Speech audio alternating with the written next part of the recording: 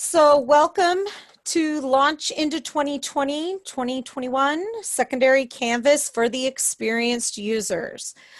This session is being recorded, and we have the other instructional tech coaches here helping, and I'll introduce them in a moment, but they're sharing out their the links for you in the chat. All the materials will be available following the session and are actually posted in the asynchronous part. So, whoop, there we go. So this will be recorded. Our agenda is basically give you some of the updates and our secondary coaches, looking at the district requirements. Some of you have been able to see those. We also we'll give you an overview. You'll have a chance to kind of look through those and how to set up your class and work on importing the course template. And then we're going to launch into some asynchronous learning where you're doing some learning on your own. Webinar norms. So the session will be recorded on our learning session page, and we will be posting that. We encourage you to take notes. We encourage you to post questions in the Q&A during the presentation, and we will be posting an FAQ. Please keep in mind a lot of the questions that you are posting will be answered throughout the presentation. So we're not necessarily going to pause and start answering them at this time because, as I said, a lot of them will be answered. We also will have office hours available for individual or group support directly after this session. We'll give like a 10-minute break, and then we regroup on another link that will give you to join a help session. Please assume positive intent. We are doing some, we're doing the best we can. We're getting used to a webinar format. I've used Zoom meetings lots of times, but the webinar format is a new format for us.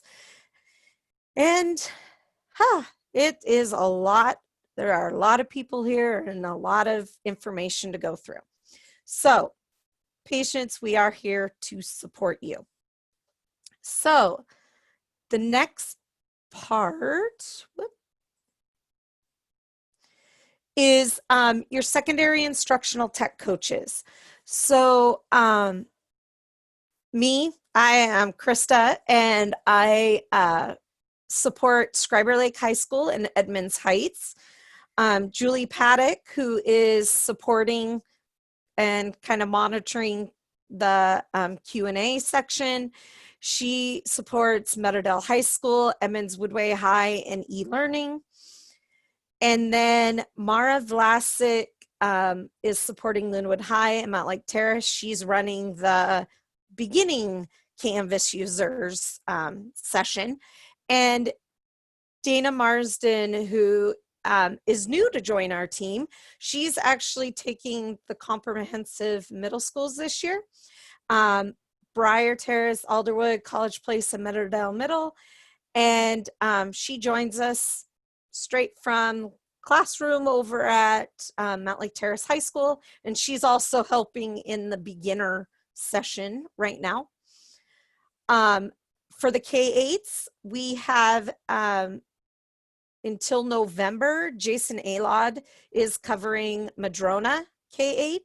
And after November, when Kelly returns from leave, she will be back supporting Madrona. And then Rose Maxwell is supporting Maplewood. So always feel free to reach out to your coaches as questions come up, but we also will be offering more office hours as the sessions continue throughout the week and throughout the school year. So the PD structure, about an hour and a half synchronous PD, going over the updates, requirements, importing a template, some of the question and answer pieces. You get clock hours, but you do need to make sure you fill out that registration form that Julie had posted in the chat.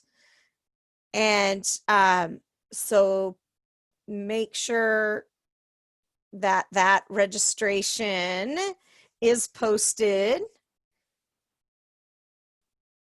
And at times there are some things that come up.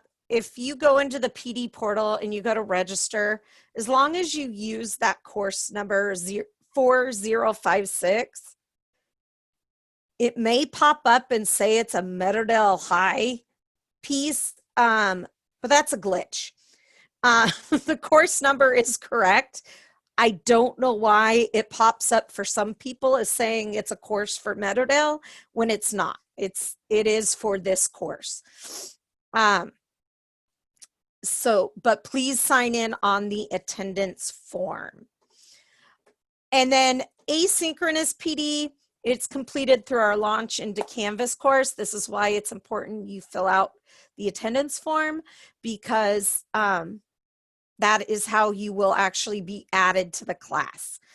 Julie, toward the end of the session, will be taking the emails that you used when you filled out the attendance form to dump you into that Launch into Canvas course. You will be given 4 clock hours. It may not even take you 4 hours, just depends. We wanted to make sure we gave you enough time for your work, and we'll talk about that a little bit more toward the end. All right, so couple things. One, some of you, if you had the opportunity to attend Jeff Utek's keynote, what was it, last 2 weeks ago? I'm trying to remember when it was. He talked about the core 4 and we're going to focus on communicating and supporting our core 4 and making sure we know those extremely well. Our home base is Canvas, and that's where assignments are assigned, submitted, feedback, everything is communicated through there. Content organization, being able to organize and helping our students organize and create folders in their Google Drive. And video creation tool, WeVideo. I know some of you guys, I know some people use different tools for this. However, given our limited team, we are only able to support really the use of WeVideo as a district and provide those resources. And the idea, some people get caught up, I know I'm one of them, get caught up in the trying to edit and make it perfect. However, Jeff Utek really kind of promoted the idea of one-take videos, being authentic and not perfect. That's okay. The main thing is we will be supporting and we will be creating resources for students and families related to all of these tools. So that's also another focus of the kind of the core 4. Connection, Zoom, and you will see a little bit of using Zoom on using it through the Launch and online PD of how it integrates with Canvas this year. So that's just a brief overview. Once again, you have access to these slides. If you didn't get the bit.ly at the start, you will have access to them in the online asynchronous course. So some of you, if you've jumped into Canvas at all, you may have noticed there is an updated toolbar. And with this updated toolbar, there is it looks a little bit different, and you may find some things you're wondering where the tools went. The biggest change is, the biggest change is the little plug. It replaced the caret. So what we used to always call the blue caret, or the little blue arrow, where you found the Google Apps, it is now a plug. And with that, if you on the slides here, there's a link to a view that gives you an overview of the editor. It also provides a view in the or in our asynchronous course. We have a little bit here and a comparison between the old and the new one to help you get familiar with it as well. Okay.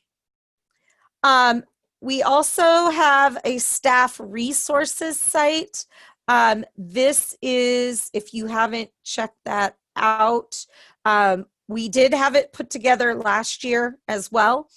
But the staff resources site is a great site, great site. And I'll dump that link right now in the chat. Maybe that didn't link correctly. I will. I've got it, Krista. Okay, thank you, Julie. Okay, so this site will have links to how to use common tools. And it will also links to our Canvas staff resource site, our learning sessions. So this should be, this is a valuable tool for you guys to bookmark by selecting the star in the bookmark bar. You can bookmark and save that. And we will update calendar and recordings each week, and you can earn clock hours for any of those as well. So within this, a couple of great updates we're really excited about is Pear Deck, Kami, Edpuzzle, purchase of those 3 new tools. People tried them out in the summer, or not summer, in the spring, and they really liked them and enjoyed them. And so, yeah, we got funding for those. They're integrated into Canvas. If you haven't tried them out, I encourage you to do so. And then Newsella, we continue to have social studies and English teachers are often very familiar with this. However, they have great health articles, science, and more. So I encourage you to try those out when we have our asynchronous, when we give you those lessons. They will actually provide training through there for you. So we're going to take a look at the requirements and the rationale behind them. So first of all, as we go to look at these, keep in mind you will have time to process them, but you will also you can post questions in the Q&A, but we won't stop at this moment to answer any of those, because many of them will be answered either later in this or in the asynchronous learning. So we just bear with us as you go through. if you, right now, the Canvas resource site, these are resources we have made for teachers for Edmonds School District. Okay. And so we are going to, Julie, did you put that in the chat? Or here, I'll put that one in because I have it. Thanks, Krista. I Yep. was. Nope, that's fine. Yep. There you go. There is a link in the chat to the secondary district requirements. It starts out, the big thing to note is these requirements were created based on a message that we were getting from students, families, and teachers and staff. And consistency was a key word. Finding a consistent system.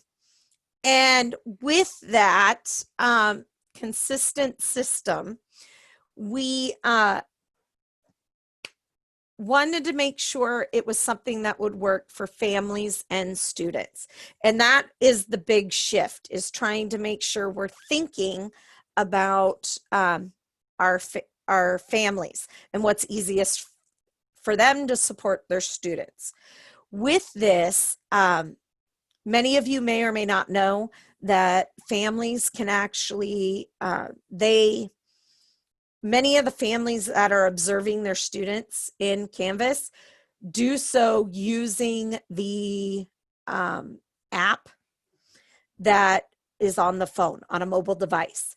And as a result, that works a little bit differently than it does in on the website. And so we wanted to take that into consideration. So with that, there's kind of an overview here at the top of the page. It goes down to templates, but before you click and start trying to access the templates, we'll go over that in a bit. We're going to jump below and look at these district requirements. And under each requirement, you will see a rationale. It'll explain why this is recommended. So what I'm going to give you time to do is actually browse through for about 20 minutes, browse through those requirements, read them, process what they are, and then we'll come back and do a little activity to kind of share out your takeaways. But I'm going to give you, so wanted to make sure the link to those requirements is in the chat. So please visit those. And then as you look at them, think about what requirements are you already doing in your courses? What requirements do you still need to implement? And what do you think you're going to need help with? Okay, so as you're looking through those, and if questions come up, please drop them in the Q&A as they come up. At this time, please pause the video to read through the district Canvas requirements for the 2020-2021 school year. These requirements can be found at bit.ly/Canvas with a capital C, REQ, R-E-Q at the end. The video, once you hit play, it will resume again to continue with the webinar. As you're wrapping up this section, wherever you're at is fine. I will put a link because we want to give, and there was, there were some great questions that were addressed and asked in the Q&A section, and we'll work on getting through to some of those. I am going to put a link into the chat. It's also on the screen, to a Padlet. And when you click on that link, this is a chance to give you some time to reflect a little bit and share out 1 to 2 takeaways and what do you need help with to implement those requirements. When you go to the Padlet, you will actually notice that there is what was that? There's a bunch of answers already. These were put there by yesterday's group. And so to add to this, you will be able, if you're not familiar with Padlet, there's a plus sign. You can scroll up and down when you hover over one of the columns. You scroll up or down. And the first column is 1 to 2 takeaways from the requirements. And then the last column is what do you think you're going to need help with in order to implement these requirements? Keep in mind, these are set to be anonymous. Your name won't be attached to them. It's just to help kind of give you an idea what other people are thinking and seeing, as well as helping us know what additional training might be needed that we can address. So, Krista, people were asking about Padlet and if we were going to pay for it. No. Yeah, Padlet is not paid for. This is using the free version. And we have actually embedded this Padlet into the asynchronous course so you can see the responses. And I don't remember how many free options or free Padlets you get, but I think about 4, but you can always change them up and delete them. So right, they do delete, they reset. So, but yeah, this is just using the free version. The link for the Padlet once again is bit.ly/2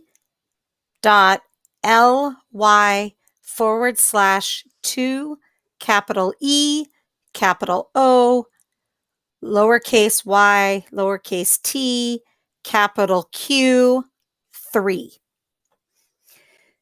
Posts for the Padlet at this time are being moderated now that the live sessions are over, so you may not see your post immediately show upon adding it. So as we're wrapping up, a couple of things I noticed is as you are looking through the requirements, there were a lot of questions about, I saw some questions about the calendar, and that piece isn't really covered in the offline piece of the PD. And so I just wanted to clarify, students can still use the calendar within Canvas. What we don't want to happen is for teachers to just schedule an event on Canvas for their assignment and agenda, because that is hard for families to see and things like that. If it's truly an event where it's like Spirit Day or something like that, that's fine to add those on the calendar. The things that shouldn't be added to the calendar are things that are actually the assignments or the weekly plans and agenda, things that relate to their specific academic learning. If an assignment is created, then it will be with a due date, it will be automatically added to the calendar in Canvas. And those Canvas calendars can be synced with the family or the student's Google Calendar. So it can pull in that feed. So that's perfectly fine. With some of these things, when we talk about kind of I know there's a lot of concern with putting the date it was assigned in front of the assignment title. That is actually there to help communicate with families, but also students in this remote time, but also families of when the assignment was assigned. With that, I don't know, if you're a parent of a teenager, you probably know this process of you ask them, oh, did you have anything assigned today? And they say, oh, no. Well, if the parent is observing them in Canvas and they see the date that it was assigned next to or in front of the assignment title, then they know, oh, there was a task that they should have been doing today. So that's part of that family communication piece that we're trying to help clear up. Plus, when families go in and they see this list of items, they don't necessarily know when something was assigned. They only see on the calendar when it's due. And keep in mind, we are creating resources for families and for students based off of these recommendations. So that are recommendations, requirements. That's why we have been pushing these pieces through. So there's also, I know, a few people coming through. We can see your questions posted. Everybody else, the participants, don't see it. We will be answering those, but not necessarily all of them right now. And we will get through those. I do know that someone asked about Padlet, or not Padlet, Edpuzzle, if they were paying for it. We are paying for it as a district now. So I would recommend seeing if you could cancel that subscription so you're not having to pay for it when you don't need to. In the navigation bar, the other piece on that, I noticed some were concerned. Everything can go through modules, and the Google Drive link on the navigation bar is not necessary for the students to be able to access their Google Drive when they're submitting an assignment. Everything else should go through Canvas, or should go through the modules. However, you will see a button that's a new button that it'll say send through or send to remind. That one can still show. That's actually our text remind notifications, and we'll have training for that once all of that is fully set up. And Zoom is now integrated in with Canvas, and resources on how to use that are provided in the asynchronous training piece. So, thank you for taking some time here to add through to these reflections on the Padlet. And we will be looking back through those. I do see one right off the bat of grading and how to sync assignments. We will be working with you on that. We want to give, there is a section in the asynchronous portion of the course where you'll work on your own that has speed grader and grading if you choose to look through that. But we will be working on how to set all of these things up, and that probably within the first week, once teachers have had a chance to get started and to the point they want to start grading, we'll start working with you on setting up your grade book. However, those resources are available currently on our Canvas resource site, and I'll go over that in a moment. So once again, I have embedded this page on the, on our asynchronous course that you'll be attending. So you'll be able to see that. So I have embedded the Padlet there so you can revisit and go back to that. If you asked a question, we'll try to address it as well there so you can go back and revisit that. So we will go to the next slide, the next piece here, a brief reminder on logging into Canvas. It is, you go through the Edmonds bookmarks, or you can go to edmonds15.instructure.com. It is your username, not your email, and the same password you use to log into your computer or Gmail. However, some of you I know are noticing that you are kind of locked out because your password expired. So, unfortunately, I wish I could do more to help with this. However, if you hadn't reset the password previously, because they expire each year, you will need to call the help desk and ask them to reset it, because you won't even be able to call into the help desk ticket system. I know there's a message right now that says they're only taking appointments.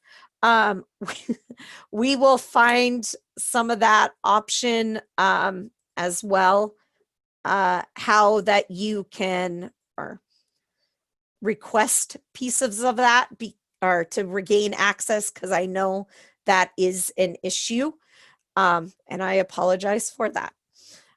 So for those that can log into Canvas right now, please log into Canvas.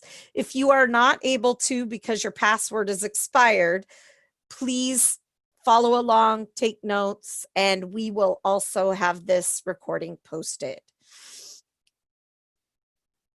Whoops. All right.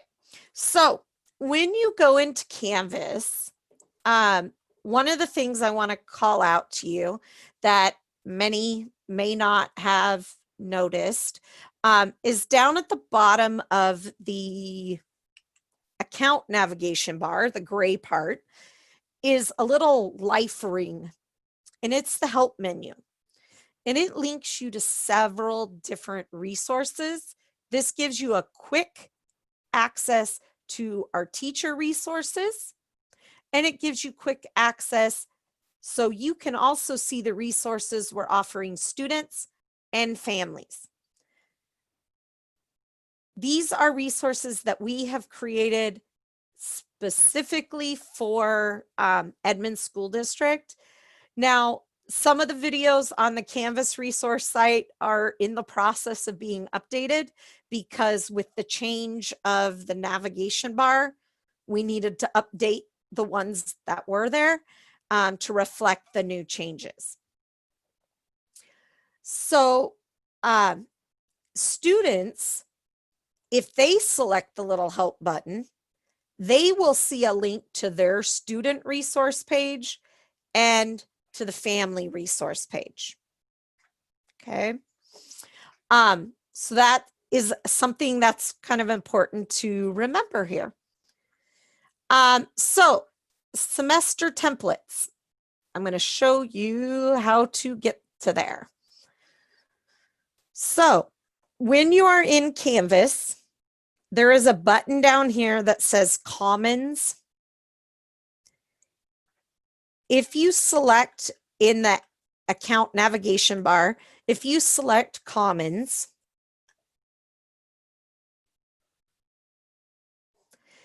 it will bring you to a page here that is the Commons, and it's a whole list of resources.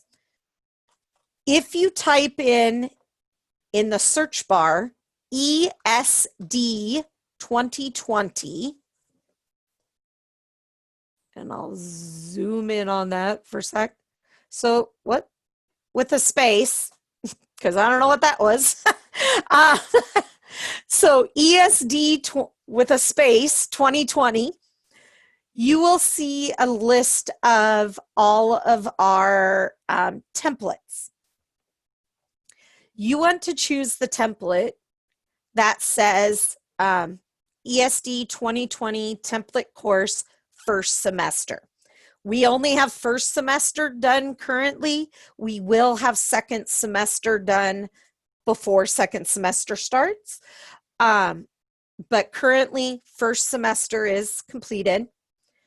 If you select that course, it will show you a preview of this. And what this template course provides is a template of a homepage linked to the weekly modules, and it provides you a link or a template of some of the weekly overviews as well. If you decide you want this, or not decide, when you decide to move this into your courses, you can go over here, you can click on these options and look. The homepage, there's two actually options for the homepage. There is the example homepage, and this one is set to be the front page of the course already. Or if some people wanted buttons and home pages with those. If you select example homepage with buttons, it will give you a homepage, but then these little symbols are linked to the modules. From there, you are going to select import, download, and then you're going to decide what course you want to add this to. Some people decide, if you teach multiple courses, some people may decide to import into one course, edit, make their changes, and then share that information with their other course. That's up to you. So you will select your course that you want to import it into. You can do more than once at the same, if you would like. So you would select your course and then scroll to the bottom and select import into course. And at the top of the page, it'll say you have successfully started the import. Okay, depending on how big or how many people are doing this at the same time, it may take a little while to show up in the course. If you don't like, and there'll be a piece, but there is one weekly template included in the course. However, we did offer some other additional options within this page as well. So there are some other options for like the weekly overview, to do a to-do list here. And there were a couple others that were in here as well. Right here, a weekly agenda. So you can browse those and see some options of the agenda format that you would like to lay out. Now, I'm going to go back to my dashboard.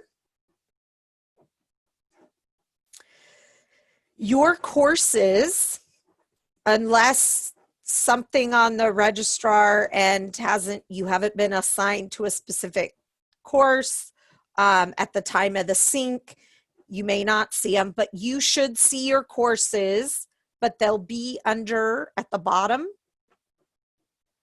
And I have a lot of courses here. I'm gonna zoom back out. You will see a section on your page that says unpublished courses. This is where your Skyward created courses currently are living because they're not published. Once you do publish them, they will go back to the top, and you can actually arrange them in the order that you want them to show. So when you go into your course, you will be able to see what you had actually, you'll be able to see the import of the template that you added.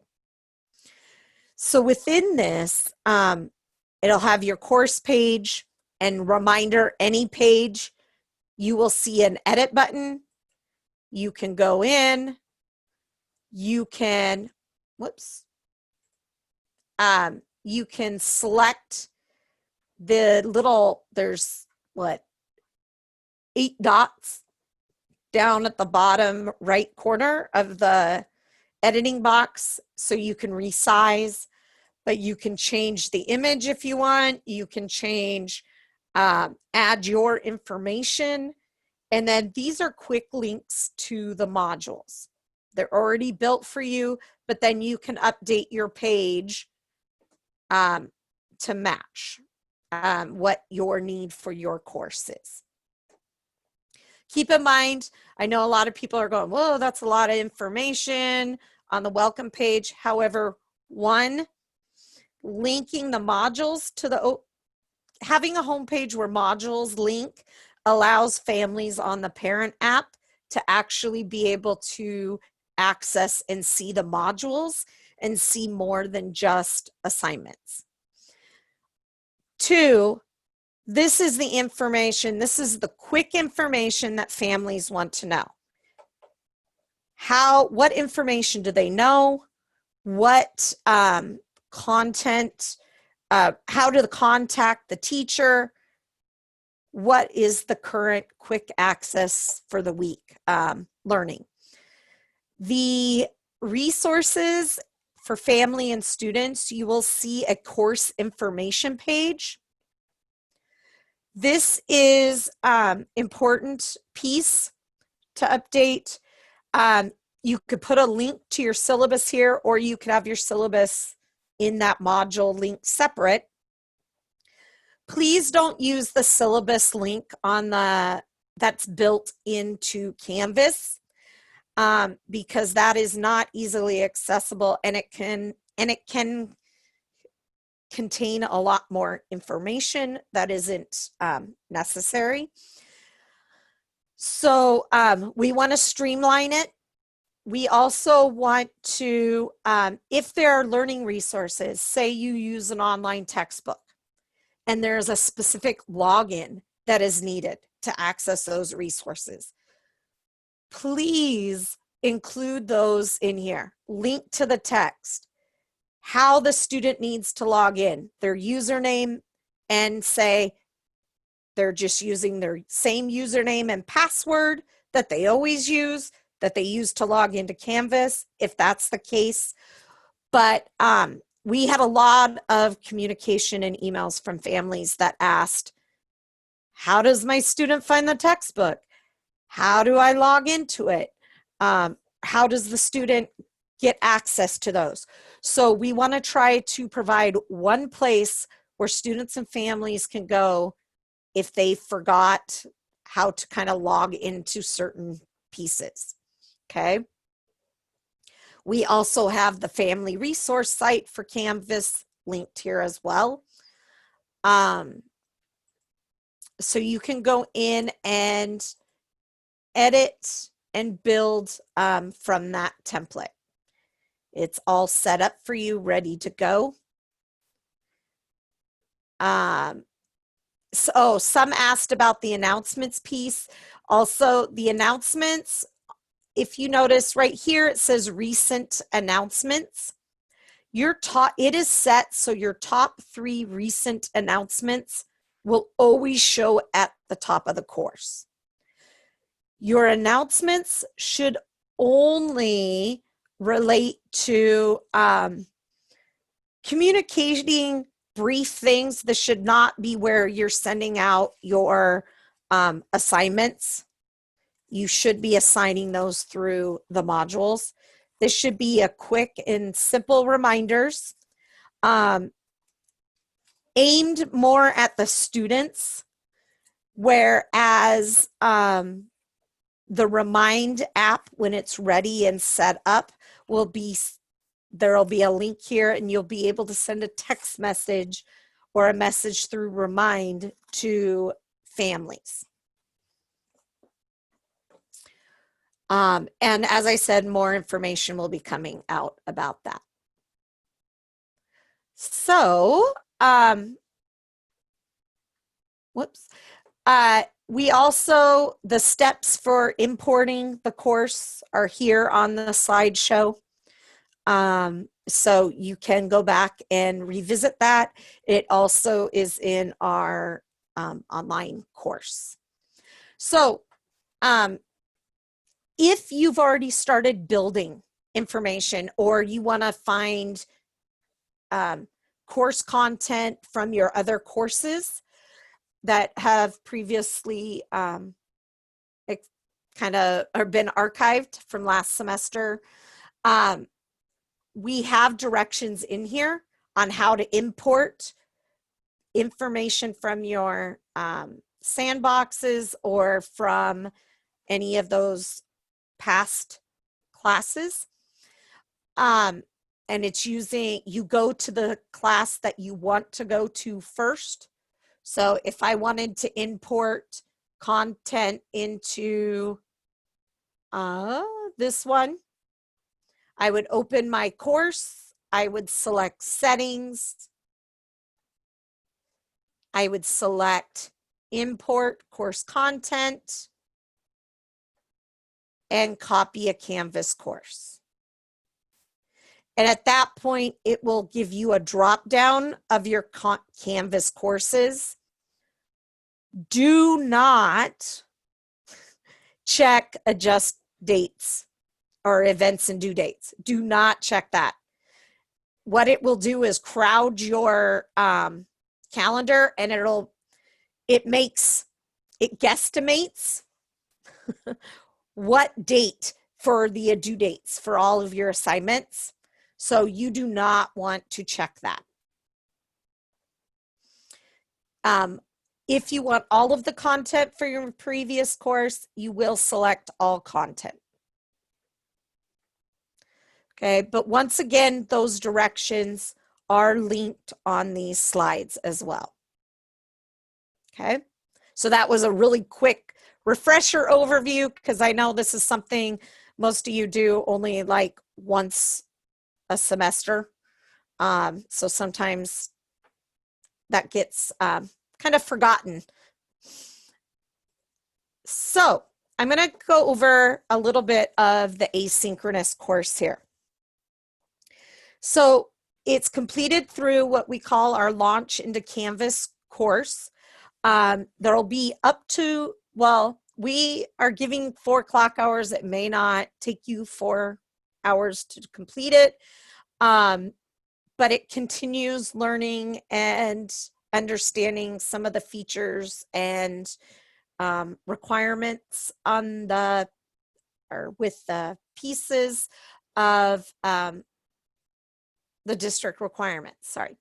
So if you, Julie, I don't know if she has enrolled you or not yet, but once she does, you will see a green button on your dashboard that says accept for the course.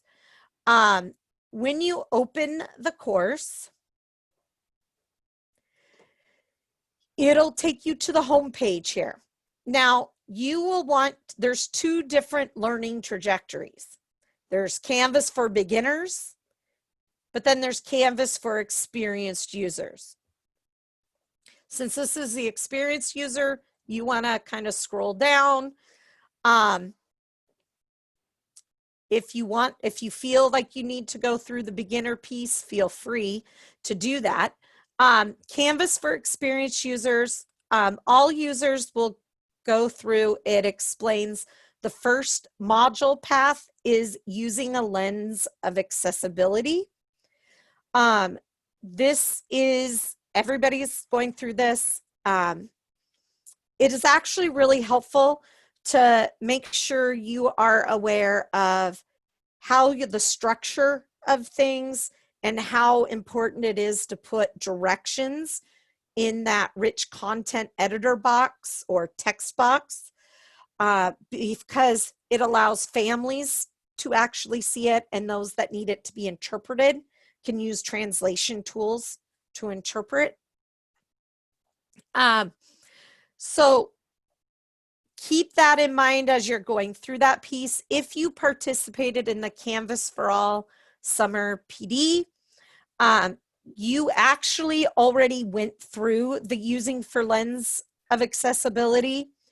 And when you click on this, it will take you to this module. The very first item is Canvas for All check-in, and it's a quiz. It asks you a question. Did you take the Canvas for All PD in the summer or not? If you did, select yes, and it will jump down to the last option that will say Submit Canvas for All PD badge, and it'll give you directions on how to find that badge. I'm still grading the rest of the work, but I got through the accessibility work. Then, sorry about that. Why is I have an announcement that keeps going off. And a reminder here.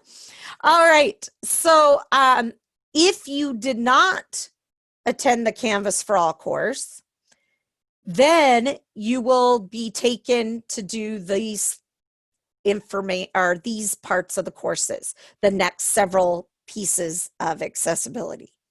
So you won't see these until you've answered that Canvas for All check-in question. Once you have finished either the accessibility modules or submitting your badge, then you will go down to Canvas for experienced users. Now, I'm going to show you it on the homepage because the homepage outlines a little bit what you need here, or lays out. So module path 1, everybody needs to do. Module path 2, Canvas for experienced users, and there's 4 parts to it. First part is what instructors need to know. This is all important participants. It goes over how to use the Cami integration with Canvas, and making sure your PDFs are accessible.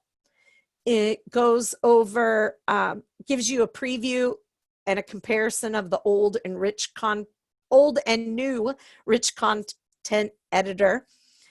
And then it jumps to part 2, and you can pick one of the Canvas features to explore. So if you want to look at more, go right ahead, but one is expected. And this looks at like grading and speed grader, Canvas cloud assignments if you haven't done the external tool or need some help with that. It does formative using quizzes in Canvas for formative assessments, and discussions. So there's some options there for you. You only have to pick one. At the end of whichever option you pick, there will be a link for you to fill out the fill out a form, a reflection, and feedback over that content. Then you move on to part 3, which is Canvas integrations. And once again, there's one to explore. You will be able to, there's Gale databases for research and text readings. There's Newsela, there's Flipgrid, Pear Deck, and I think those were all of them. If not, you'll see. But you get to pick one of those to explore and go through and see how it would work for your class. And then part 4 is for everyone, and it's a final reflection. It's giving you some information, what's next, and to wrap up.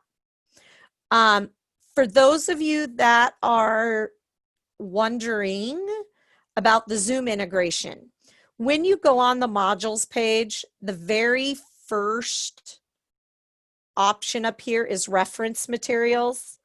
And with that, we have the link to the slides.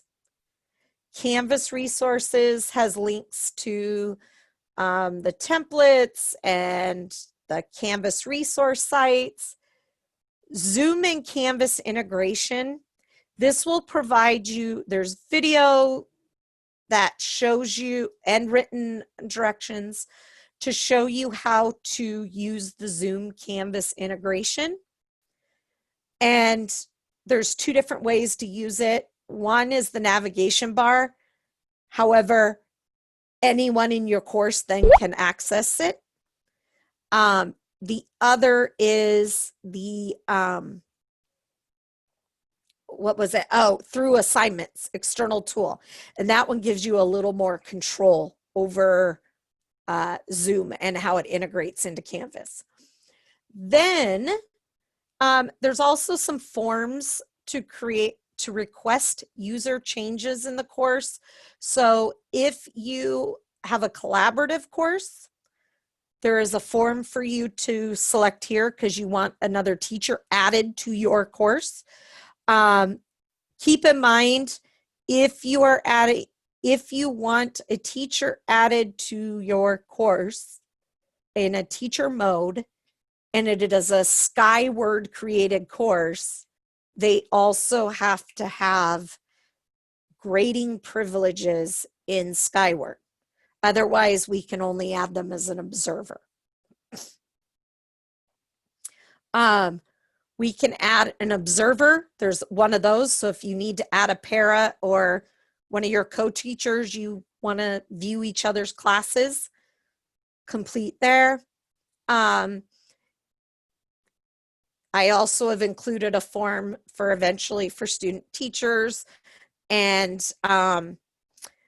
some individuals for clubs and like at Edmonds Heights, they have they create manually created classes because they don't use Skyward for integration. So I did create a thing for you to add or remove, a request to add or remove people, because while you can ask people to join your course, you cannot remove them. So that's only for manually created courses. Okay. Everybody has been added, everybody who registered, except for a couple people that we need to work out some issues with, have been added to the course, so they should have access. Okay. So as long as you are added, you will be able to, I didn't remove that piece. You will have time today to work on this, but this is also part of the time that's available on Thursday morning to work through this course. However, and we will have some open office hours. So if you get stuck, the links for those will be posted on that learning sessions catalog and calendar. And we'll probably, I'm thinking we'll send an announcement out through Canvas as well to remind you of, hey, look for when these open office hours are.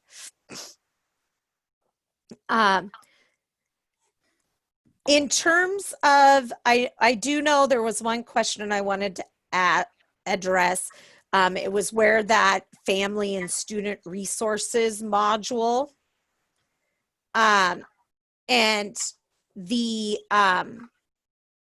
family and student resource module that you have, definitely I would say it can either live at the complete top, or I think someone mentioned putting it as the second module in your course, and having your most current module for learning at the very top. That would be great. The main thing is also, if you have a link that goes straight to it off that homepage, that works as well. The main thing we want with these requirements is that there is a common section and a common consistent structure. So families know, if I look at my students' first period class and I look at my students' fifth period class, I will be able to find, I know to expect a homepage, I know to expect consistent assignment titles, I know to expect a module titled Family and Student Resources, where I can go to find out quick and easy information. So this is to try to help streamline some of that communication. And we will also be working with creating resources around that. Okay. So I'm going to break. Were there any questions, Julie, that came up that won't necessarily be covered in the asynchronous, or I didn't address already? I don't think so. There's a couple people Okay. that are saying they don't have the course and some other stuff. So Okay. I would, I'm going to post that bit.ly. People And can reach out to us and we can address some of those questions there. So also we are going to have a, whoops, and I'm trying to find. I posted it. It's a Q&A. Okay. Yeah, we're going to have a Q&A troubleshooting. So it's in the link here. Give us about 10 minutes, give you a break, us a break for about 10 minutes. And it's an optional Q&A. If you are all set and ready to go, you can actually get started working on the Canvas course and that we just kind of set or sent off to you. So optional Canvas course, it's a different link or Zoom link. The Canvas course is required for the continuing piece of this online PD. So Krista, I'm seeing a bunch of people saying that where's the course? Do you need to send it still? And I'm saying you should have gotten an email with the link if you registered using the registration form. If they refresh the page on the dashboard, they should see a green accept button that, whoops, that looks somewhat like that. If you refresh your page. If not, what we'll do, actually here, we'll just go in and